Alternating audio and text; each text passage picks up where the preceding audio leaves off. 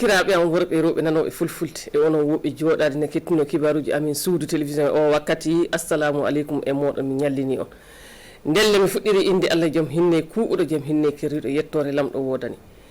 toɓɓe hannde kibaruji amin ɗemin kollata on min kalano on fa hannde haala ɗum wonno batu gaɗɗo ɗum wonno le ndewgu jaabo fa potal waɗe hakkunde ɓiɓɓe jaabo e ngaran fa hannde jottinne kibaruji meɗen e halde haala dokke gaɗaɗe ɗum wonno le ndewgu sahel e tawti fa hannden e fa hannde e tawti ndewgu ɗum wonno ndewgu ngongu ɗum wonno to ɗum wani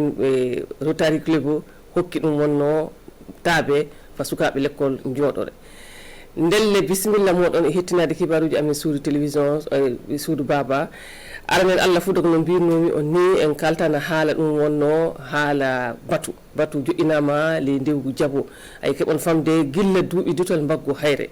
le ndewgu ɗum wonno jaabo le gulmo keɓon famde ɓiɓɓe toon ina jooɗi dow potal e dow gondal lobbal amma keɓon famde suudu baba hono gilla ma ɗum wonno filotoɓe ɗum wonno sababuji bonɗi e himɓe hungaɓe gari fa cabake fitina naati hakkude ɓiɓɓe jaabo ndelle potal waɗay ɗon e banggal majjum bandi en goto ɗum wonno Ousmane Boli kanko on o waɗi fa hande dalili o hawriti ɓiɓɓe ɗum wonno jaabo fu o waɗi nokkure wotere faɓe kalda faɓe pota faɓe daara non wonno ɓe gatta heɓa ɗum wonno jaam potal e gondal lobbal watale ndewgu ɗum wonno jaabo ndelle en jahan kettinoɗen fa paamon on kettindo ɗum wonno bandira amen woɗɗon hilaɓe suudu télévision kam wonno Désiré Ilboudou Arouna Mari e tawti fa hannde Boubacar Boli kaldal e jaam kan hawrondini yimɓe bulyogoy nokkure wotere fara jabo ton yimɓe gulmu hooreɓe diinaji fina tawa politique e kogulogen ɓe fu ɓe kawri fa ɓe darna haala gota jingande jaam on vit ensemble depuis des millénaires amin gonduno gilla wona hande de saabe rafi denagu ni e yimɓe kolodira woɗi pota hano arande ni gasi ndelle ɗum waɗi ko min mbi'i min ɗotiran laamu leydi men e hawrodinde yimɓe jonka du gouvernement burkinabé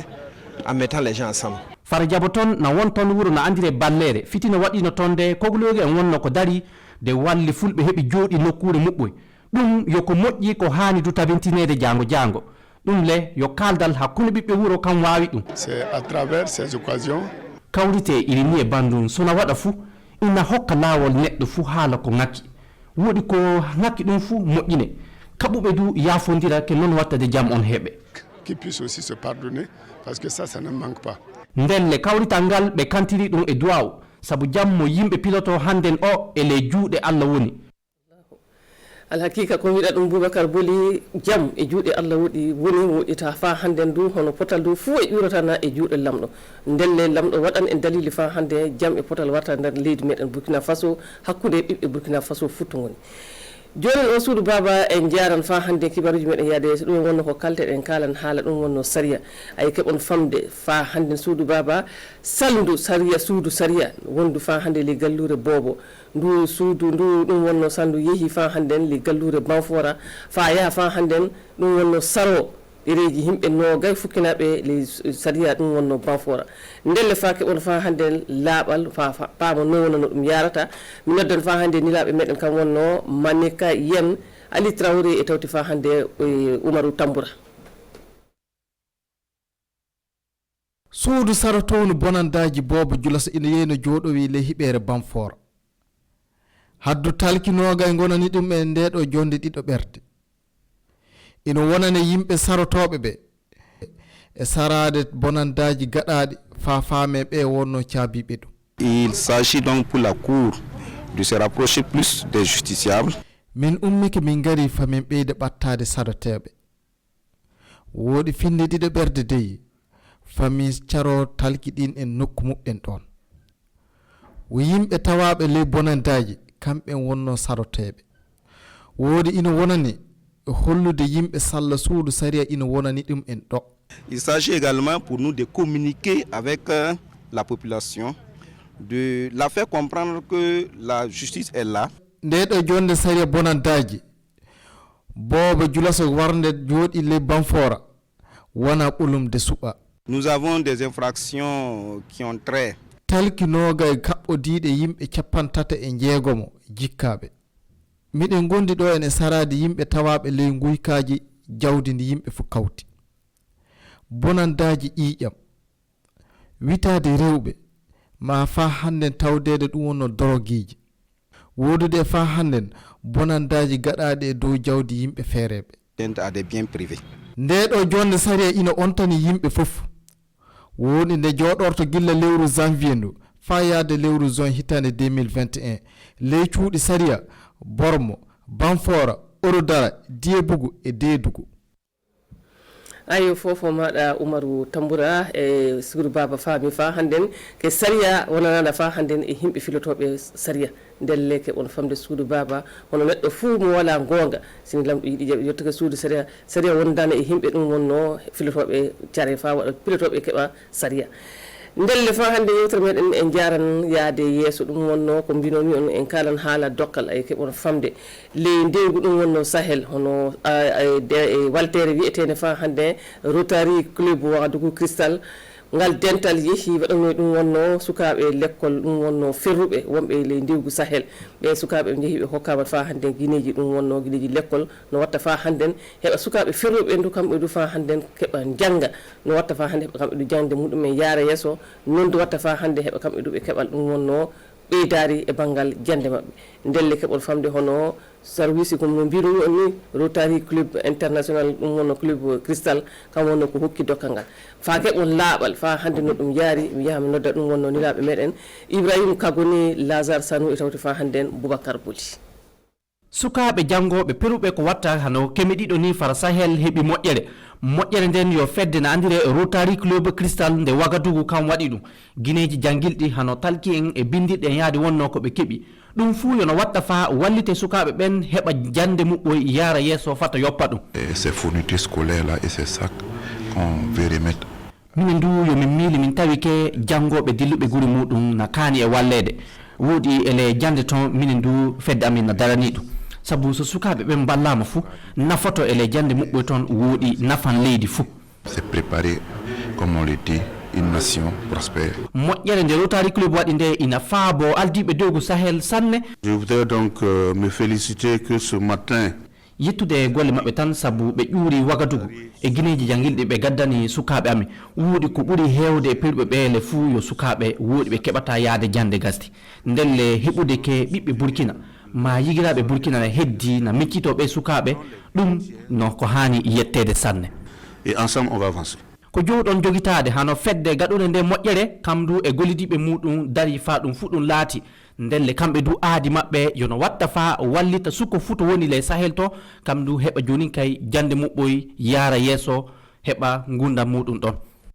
fofo maɗa Boubacar Allah wallu ballo kono walla ndelle Suguru Baba en jottinan ɗum wonno kibaruji meɗen e hadde fa hande haala dokkal ay keɓon famde fa hannden hono li gallure tenkotugoro toon hono sukaɓe ɗum wonno jande photode e tawti sukaɓe jande kempe kamɓe du hokkama ɗum wonno joɗorde ɗum wonno ko wiyata tablement ndelle alkadara taaɓe ɗen hono taaɓe kemi 5 e dekode wonno koɓe keeɓi ay keɓon famde fa hande Suguru Baba e sukaɓe l'école fawtorɓe e tawti fa hande jande kampe fa paamon fa hande non wonno no ɗum jaari e jaha nodden fa hande niraɓe meɗen kam wonno Konsul Coulibaly e tawti fa hande Tanga Kafandu e Umaru Tambura. E ngal ɗo dokkal joɗorɗe conseil régional centre est wari e ɓeydude bawɗe université tenkodo e jaɓɓade sukaɓe hewɓe woodi e lekkolliji tawaɗi ley région centre est fof ndelle ko hoorejo conseil régional o holli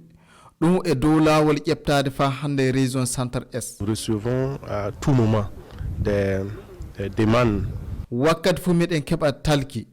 ronde joɗorɗe lekkolliji ndelle ɗum saabi de conseil régional on wattani haqqillo muɗum e ngal ɗo gollal dey wi waɗene ɗe joɗorɗe fa kokka haddu lekkolliji tawaɗi ley région centre est fof. Possibilité de faire cette commande. ndelle kamɓe heɓuɓe dokkal ngal ɓe jetti sanne sabu ɗum wari ittandeɓe e giyal ley koyɗe maɓɓe. Dans chaque établissement, il en manque. Et comme vous le savez aussi. haddu to lekkol woni fu a tawan ɗum ina ñaki ɗum woodi ɗi o kaɓitirɗi bonoji wakkati fof lekkolliji kewɗe ne jaaɗon fu on tawan ko heewi no heli ndelle ino haani ko wattite. Ça se chiffre et en centaines, en milliers. haddu jooɗode ko watta ujunaaji ɗiɗi e temedde joyi ko watta buuɗi million ji hemre e sappo e joyi wonno ko conseil régional ittide soodide woodi de ndelle keɓon famde e dow ngal dokkal haddu neɗɗo fu bawɗo noddama e wallisirde fa lekkolleji ɗi keɓene jooɗorde ɗum e fof e ɗowtide fa hande golleji gouvernement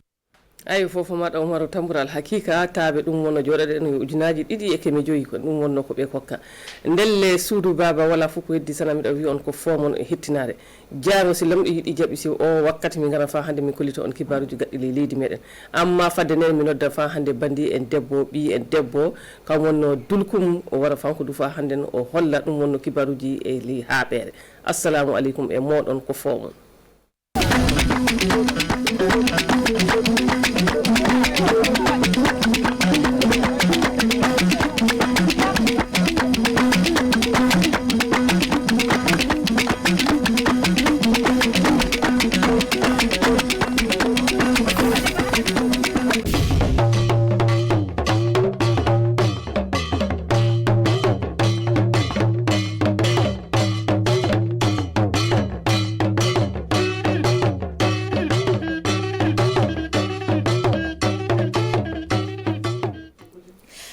Sambisa fagili parabla la pa yam santa toko net bayi television woto wan pusa yam barkusro ni winiga la ni wongo bil runda ya sep fuguri chuga rasma waila woto ne tinan pam taba la ya talato sani ton ki bay wenge nan tulik ngesa me ti bank ti san ya ne runda yibe o bala bange ti san ya ne misla linga sangeta ka kwarba yela bam ne sulka sangla linga sankela na ngesa ankela song ti ligda pem sa ton 11e sa kela na pam nugu tikri idnan kenga mento te se san ya ni sal yalo wa wenge ti newe ti sula wa wa me la sulu pala yemra na wa woto ne na kele mudigi ti bam sinyikin ya son wa ya ringa ade na tu gesa me ti gulo point bangati sani gugun bakele mana tigru woto ne wakat san lore ti na wa pam kibaya ampunita bam sambi si pala pani windiga la ne wongo bilu wada sanda yetaba bangati runda yibe wa bala ministre ni ngasangeta ko ba yella bamne bank agricole taw dama kel na zindame la zindiga kel ya nugu tikri labna ndikante soto na ilan ton kite ti sa ya ni ligdi pem sa woto ne psen ndikon ko ka kwara ba to to moto no atom di nere digam ti nugu tikra se psen zindo woto no ya million sana mana yib zugu lab kel na songe ti sa ya ne tuma pam yinere kenga pam men ma passé ni ministre men ngaptore président de façon à dire la di kasarte ti bam na ni digidi bam agricole de façon si la yiti kanga e ka kor ndat financement ndat soma ta ko ba soma ndat hana man transformation bi soma na kita na course be soma nuna ya suno parce que ton parle dans une convention le ministère en charge des finances ministère de l'agriculture de banque agricole de façon nañu ci tunganga sini asini la mera tu la mera ti kudo da point qui ça point je vous milliard yombre la corruption le million corruption donc là tu la mera ti a financement na ci ti kakoro toi wa pas il kan ti faut manda transformation faut toi wa pas ti faut ya artisan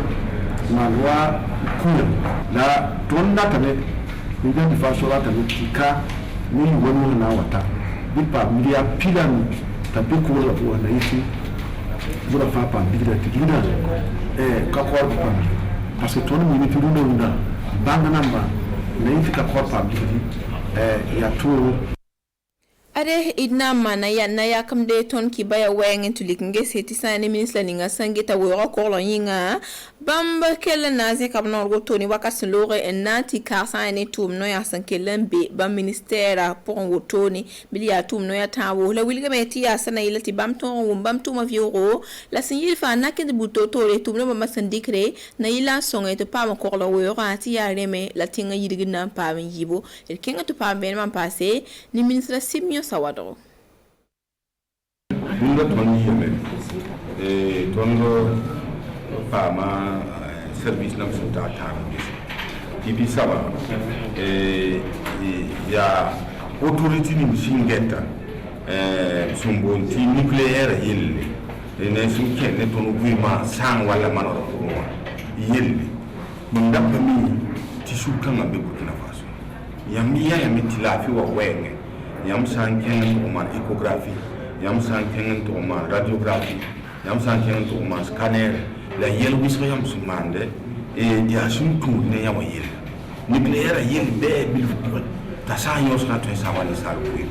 bamba himbe ko ya gisi ti la la yosi yam ya mi ti wala industrie ngo wala ngom sun tudu sanama la antarbi izini gondon ke ko wala bita bambe nenu yel wisra bebe ti ton bami la bamba pagoyi la getin ti tout soya ti la wani ti ton waya kambe sumbonti programme d'investissement forestier ya waya programme bedre simbe Burkina Faso ya ton Burkina Faso c'est j'aime soula ça asim pani ni son enfant ya ton Burkina Faso yenta ya ton tenaita mpam projet kam fo ya tamet tout le même ti ton ko pam ko ko blebe tout le même ti ne ba simbe wo wasin sa plateau ni ba ka wo Papa Nimba Hawo, Gungun Nimba Hawo, Kaporba Nimba Hawo. Ade wanda yara sun kelin ya tor zalle bangati san ya ne gungun ba a amezam taksin be tawroto ne obkelan na mana sigil kan ala wuliga me ti ya sana ila songati nimbui da bange san ya ne liur kanga la nyodo asunto indike en kestondo san ya ne lafi la san ne boba men wenge wuliga me ti san ya ne tum kanga kelin ya buko jim soboto la san zindi wakat sun lore ya tondo tinga pon woto ne bil wuliga me ti tumda son tumoto no akoy bulizir same la twintu pama viro ni nebla nimbesin kele na luptor woto ne un siglik san ya ne da ga woto no ti pambema ton mana runa dara na yinkiti ne ba pamta ba ya ton jendama mbe lui la gwela golo para ti lui la to bona ti kwiton luira donc en français au bon dans la main ti kai ton be sous le pora ton fa gonda la main là comme il y a l'huile mpawenda taba parce que l'huile menga wotoa a menga nemda a tara yo team a type de base wusro a gella a type de base wusro donc l'huile katal bum ka somaye a kobda wo a binda wo a nemda mengo a gella wo a fagil type de atara tuma tumti a soma se indika wala a gella pora a gella tueme kiti nimi bon tarab wala base bo nimi nga ba ya kulum bara a tuya rume zabade tuya sukra ba to bonti diabete tueme tia bo arthrose rama wa kobwer he donc raté lamtin agel la menga wotoa nimbam rama hampa man dikne obanamba menga pam da lafi wuso donc kutin liyenga menga wotoa se nangi ha agulra ha mikam tia ne da sinna kirke a nyora menga yida nininga mi ongunda no sen wala bonti pondeuse ramba wa aha no nasa no ha lobedgela agulra pang menga yida parce que kutin liyenga agel le menga wotone anafawa ayida nata nasa noira gel pisi ade idna kenga nimbu sula pointi base de runda ki baya ti wanda wilgame ti ya sulpa le somboti association otone un pam stiligri la wilgam ti association kanga ya sna ila kele songbala to toronto la sake san ya ni sal yalan wasin ya bumninga san ya fa ya to nyaare la song nimbuida avui manayi ner pour bille wilgame ti wakason wate bamna waika tumbu to tore en toron test tenga wotone la bamna torame ti bam tuma kelen piugi afrique tem sala anduni wa fazanga el kenga to pavene ma ne sula tor soba ya rinda association kanga ton parma venere na ni Burkina Faso ka ati thane ton ni association kanga botu no ton bodon tume ton bodam tumti ha ni ti ni sali yelen wa jingo ba fa ton yi fasi la ton je yamti association ti wa Burkina kan tumti kanga la ton tarati kri ti ton nan tum tuminge ton na mana vis consilia vis tiratera wala Nations Unies ton sur ninge ton nan sur kan man ve so ya ve sortir terka nge ni sal yele wa aya suma ba ke o hame ami ta ke o same biton ya nep biton ya nep je mi tumra ya mam be tawra ne ni be for pour enfin ne non pas quand tout le pour ya yumpi ke yumpi si wo en tout cas je mi tumra fa donc on a man ve so kan ton na rika no kendre mun go ne ma zikana de zikana ke o he la ton mon ti ninge bam ten ti mi rapidement tout les na iti en tout cas ke o ya ton itera ti ha iti kala yo ma wonte beti standard for human dignity bi minti ton situation ga bukna ni mbuure fa ti ne sale no itera ton marna to ya ve so na saram moti étude ton na mana étude khasanga mbangle la na ti étude mane bi étude panton fa jin ton siège pour be karapa la balance man étude de ton na yi viwa point ndotum kala raham ton na pa rara la kala raham pisi ma rahona ton na bula yam ci jige yemre jige na bata to ma kan jige yemre ni sale yele ma ton na ti sale yele ci kanga apazi ma he ton so ne bam ramba ti yam nga gis wala bi lam ti ko me ken formation yo ton na bula yam ken ko si on va pour yam na to yam ti ko no ken ba be be ti yam fa ton bang be la 26 ti ton ci kanga ne ti ni sale ma ton kan tawra Amsambi safangili par la pabil keten wedi a keten yende ton sang yigirka tizoloka keten zime nandi kibaya woton tas lembuida puta yambar kusro kila songa yinga nebni misenzi ndemba sinda mapolo nta torba yamna yila kelenya silsigira lum ko sati a façon ar puso la barkep tum toro sambi si par la pa wena ko sigil song yam la wena ko le ko bioro ni lafi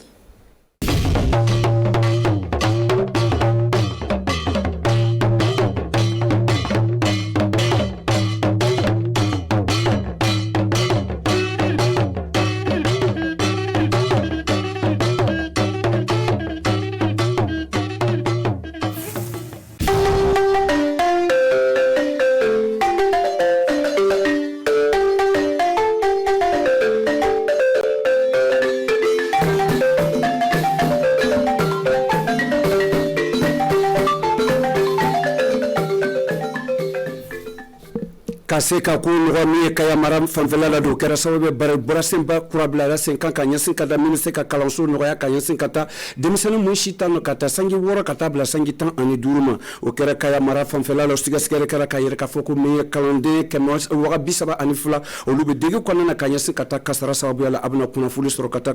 kibara fulana aba nyinde ka soto mi banfora ka critique soba o lu kera sababe ka bni janvier kalo damnene o bna tabla fo sema 10 juin kalo la o bna kesa critique chama o bna si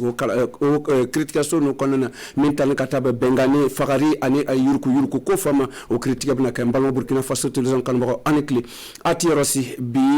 tare arabado mimbena anga février kalo clé wa konto ma san wafla ani mugo anikli konana anga clé fafuri ba clé be lagele anikli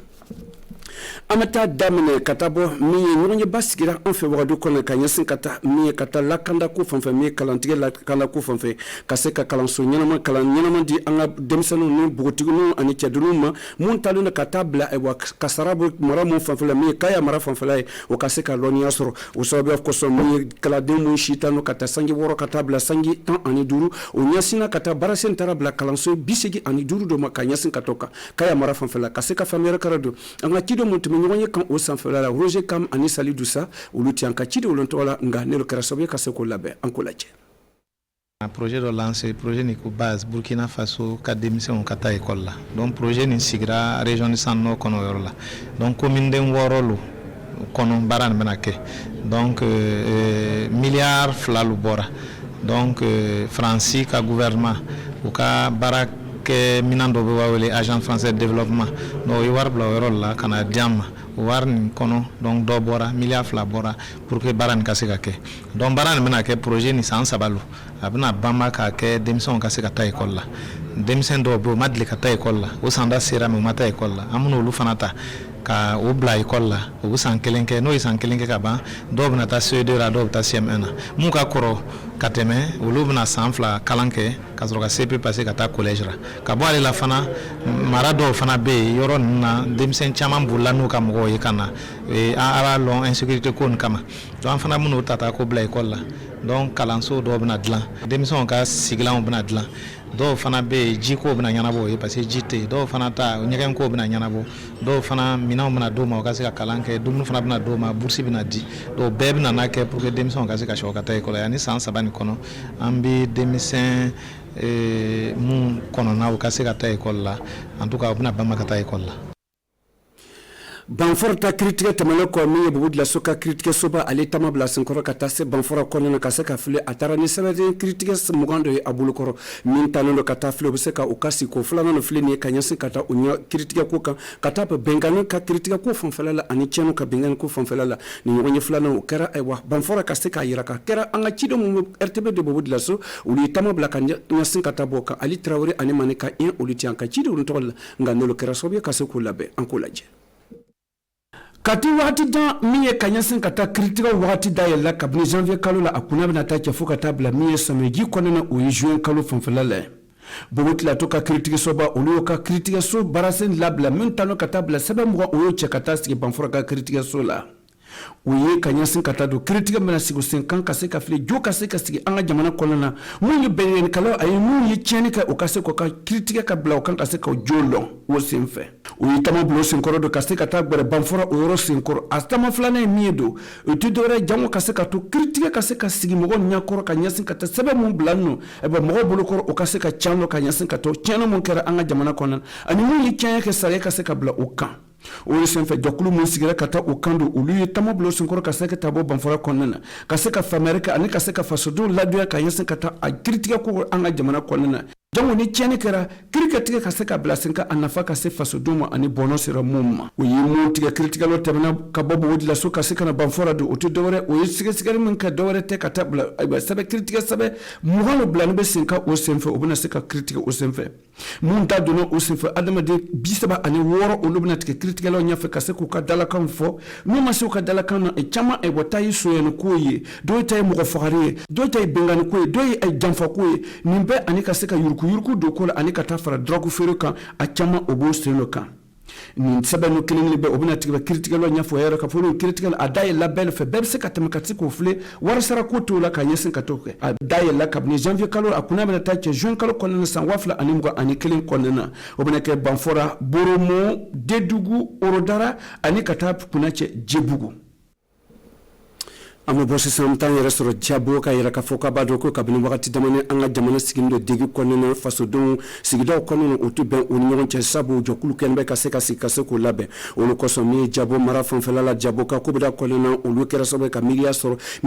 ka bo o ka la sigido do fe mi bolier député e wa de bolier ali yere ka foko chan aka kan ale ka ko bida konena o ka seka fle ben ka seka sigi chogomne kabini min torla dona anga jamana kono kera gulmo marala o kenbe ka seka ni bona chama oro fon felala o sen ni février kalon klidur konana no buliogen o ye e boko jabo ka kekeda do o ye akli fale ke kanyasun kata kanyon soro la kase kata fle bembalia mesigin borla obseka bolo de ngon bolo choko kanke kile jango kase ka kanke kile kase ka ni torla kele kabo ani jugu kele kabo o nyon che kase ka famere karado karim aruna mare ani désiré ilbudo uliti hanka chide wolon to la jabo o yimi soro kana dama ni lo kera sawu kase ko labe ankolaje kase ka baro sigi ani akli jabo sigi o senfle ni jabo konena o yiwelele kanye ka bo mi duguse me sigi ne jabo konena kase ka fle ben kase ka sigi fasodo o ni nyogon che chogomna orola kata bembalia sababu yala ni feriye kanyensin kata mi here ko sigi nyogonya ani fasodo ya se ka sabadi chogomna kata oro famfela la mi landa nyamugo dina nyamugo landa nyamugo politique nyamugo aneke remo jokulu musigunu kata la kanda ko kuna aneke remo jokulu musigunu fana kata gulmu ka korshidi ko kuna ulu benana kase ka faranyon ka animon boro yorore kase kunu kanke kile o kase ya nyon soro bul yage o ye ewa jabo ka chekeda ka kobda doye o ye kera sowe kase ka aklifale ka do kabne gale ulu sigini be nyon ka mulo kenbe kase ka to bembeliane na sikate ko ka nimbe bora ka sababu yake ni torolo ka nondi o senfodo akakan olu yore maradon o kase ka hakli tsoro kase ka fle bse ka nyon blastra cho lo ko so gouvernement na kase ka fle o bse ka jokulu blastra me jango siginya kase ka sabati oro fanfala comme atme cho ko me folola mun bi ay boni toro na konna na do o yara ka foku me kasara ani benganu fanfala do bolere ay wa o ye ko da do min o konna na ay wa flaw o ken be kasaka floko o tonyana o ro fanfala nga kabni wakati jan o nana kesawbe kasako lo o masi o kayoro fanfala ka yara ka foku ben sigi no o ro don oni nyonche o sawbiya sorla kabo mi kulwego monstrun bu o ro fanfala o lo keresobe kasaka nim ben sigi o ro fanfala ni welere kamboye mi nyon kerane akasaka si Burkina Faso mantanen bera kulugobego bare o mun kane jamu ben kasaka si faso do oni nyonche o yi welere kambaye sabu o yokuna che no dowo ani silie kato ben kasaka sabati o ro mara fanfala ani Burkina Faso fantanen be la gelela amata kuna chene garzige nyana ba sisan garzige nyana ba katabo wahabu minye araba tamene mentum bena anga fon kawo kliflama alaye garzige foni kadi wahabu dendoma ali to ko bapio bationo ali dorme bina no boka se kata garzige tan ke mi e wosoboli o kera sobe e wa nan tan konon akara sobe akasuduna akara e million tan ani sigi ani kosoro kaseka famir karado luna be tamabla senkoro kabobo wudla sukana wahabu kaseka nimbo yandama akara anga chidumbe rtb de wudla so tama blo senkoro kaseka na ke seri o sen fanfelala kaseka ke Karim Ilbudo e Karim Miligo ani ise sano o luchanka chidi o ntola o misoro kanadama anga sokolaje wahabu ani boromo kilometre moi ani durulo bi oni nyonche nga ashien folo le ni etan yendugu dembi ni warda ni nyon sorola sefa warila donabe ka jora ale million tan ani segi ni ko nyona lo soro atoko bapio bachuno ale yi senekela lo ye kabo wahabu aye dasibi nani le temps donabe ka sejira janvier kalo kletani segi temeni kani kunkorotani soro ma yaje amena ma découragé ma me fait minine lula be kono en fana to ka se ka bo mais chechena wa wera ka nun so ngati sa yi minche aya nyogona suru ma nyogona suru rani en fait ko ba ke demission be mbolo o ka wuli ko kasiniya singi suru akono akala la ka fune yake ka wuli ka taka ke mana kora kan kasiniya singi tuyi an kasiniya singi suru lula be fe ambu furo ko sobe o yi kominke deti malara akere musonja baye luna be nyamogo ba obela jenima nga ola nyini ye akaseka projet nyanaman ke ni wari miye warisa anafaka se abalma obela jenima luna be nyamogo ba kabo obase marabala Jean Zida ale ko wari soro manno ni dasibi nani bise ka mogo ke na folo batigi ye oya kuna wololo ye luna be chikeda basigira wahabu ut kalo temeni samba fla anita ani kononton lo kono ola ni olugu biseka kalike lona be ka jora walisa ka kuna jas soro ina fo bapio bachono fana olo nyonte amanga bika kuna fulu kuna chante nala ye sini yarana mba soro sokoma fufu kona ani klife ni wakati kelena nga anga bara tamana alebele akala kambe sini ani kli. Santé Mag consacre son numéro de cette semaine à une maladie spécifiquement féminine. Les statistiques disent qu'une femme en âge de procréer sur 10 en souffre à des degrés divers. Cette maladie douloureuse a pour nom l'endométriose. Qu'est-ce que l'endométriose? Quels sont les signes qui doivent vous alerter? Comment s'effectue la prise en charge des filles et des femmes souffrant d'endométriose au Burkina Faso? Pour avoir des réponses à vos multiples questions sur